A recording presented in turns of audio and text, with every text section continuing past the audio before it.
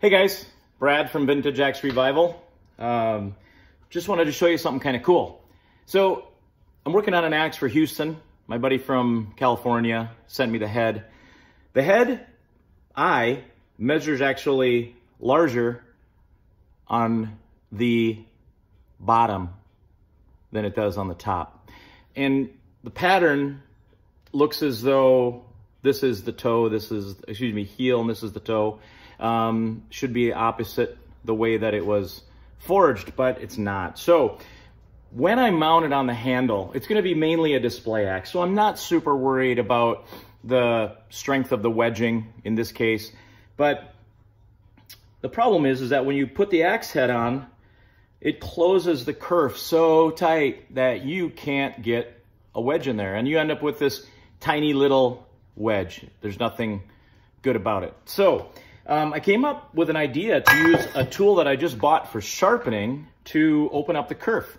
So as you know, when you're cutting kerfs, it's really difficult to, if you cut a kerf on a bandsaw and you want to make it a little bit wider, try to put another cut adjacent to that cut without it drifting into the other one is really difficult. So, and even trying to do it with a handsaw, trying to open it up wider, that can be kind of challenging. So I bought a new tool. It's the Makita 9031 1 1/8 by 21 inch handheld belt sander.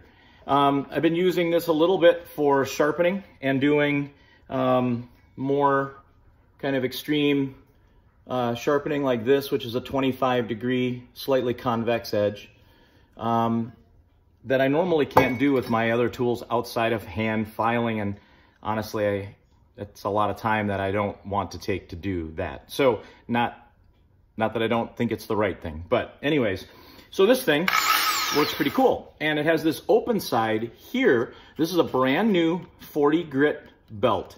Because you can't apply a lot of pressure against that surface using this side of it. It's really designed to apply pressure to this side with that plate behind it. But what I've been doing, what I did do is slide it into the kerf.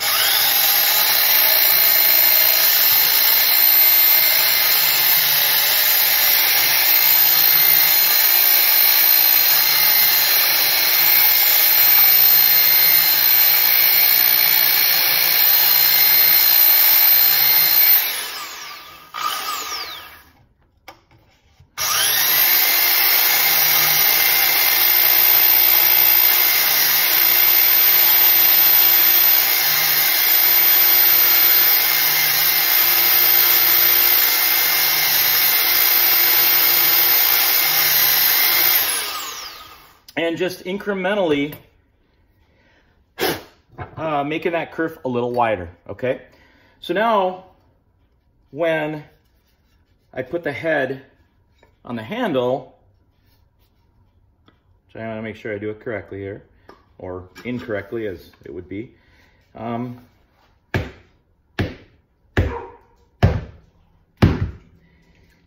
Now I actually have a little bit of a kerf.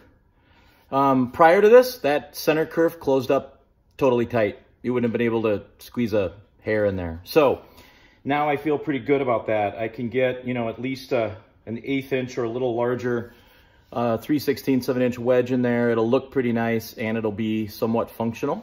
But if you ever need to extend the width of your kerfs, I gotta say, this thing is pretty cool for that. So again, it's the Makita 9031. I bought it on Amazon, 212 bucks, and great for sharpening also. So there you go, guys. You have a great day.